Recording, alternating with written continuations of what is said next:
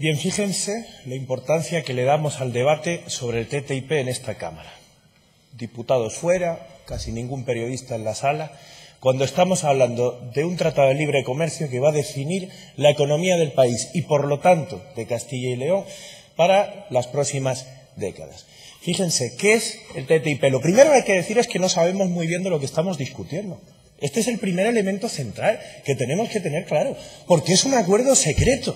Es decir, tenemos a nuestros gobernantes europeos, una vez más, negociando a espaldas de la ciudadanía e incluso de los gobiernos, porque los datos que tenemos, que componen la discusión que hoy tenemos, son los datos que proceden del CETA, de las directrices de negociación para el TTIP que se aprobaron en 2013 y que fueron publicados a finales de 2014, y de algún que otro documento de la Comisión Europea. Es decir, estamos discutiendo un acuerdo secreto que se está haciendo al margen de la ciudadanía y cuyos datos tenemos que conocer cuando entra algún eurodiputado en nuestros grupos políticos a una cámara secreta durante unos minutos tras firmar un documento de privacidad en el que se compromete a no sacar fotografías. Esto es vergonzoso, esto es reírse de la democracia y esto es reírse de la soberanía. ¿Y en qué consiste, por los datos que conocemos de este TTIP? Pues un tratado de libre comercio más para profundizar en el liberalismo. ¿Cómo vamos en Castilla y León, como nos hemos prometido, a tener un 20% de nuestro PIB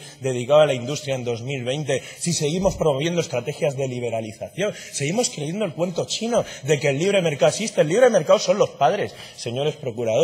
Todos los países en la historia de la humanidad que han industrializado lo han hecho bajo criterios de proteccionismo económico, desde Inglaterra hasta Corea del Sur. Léanse los estudios del profesor Chang en la Universidad de Cambridge. Todos los países, condenar a nuestro país a más liberalismo, a más tratados de libre comercio, condenarnos a seguir desindustrializando, y el mecanismo privado de arbitraje, bueno, qué decir, un mecanismo que, de acuerdo a la propia UNCTAD, a la Conferencia de las Naciones Unidas para el Comercio y el Desarrollo, ha demostrado en sus informes que en los mecanismos privados de arbitraje hasta la fecha solo ha ganado Estados Unidos. Estamos creando un mecanismo privado para que las grandes empresas transnacionales puedan sencillamente evadir los sistemas de justicia nacional a los cuales tiene que dirigirse una empresa de un país para poder acudir a un mecanismo privado, y que hasta la fecha, de acuerdo a datos de las Naciones Unidas, así como un estudio del profesor Eberhard, lo que se ha demostrado es que Estados Unidos no pierde ni un solo caso. Ejemplos concretos: caso de Chevron contra Ecuador, que después de vertir 10.000 millones de residuos tóxicos en la Amazonía ecuatoriana fue condenado por dicho gobierno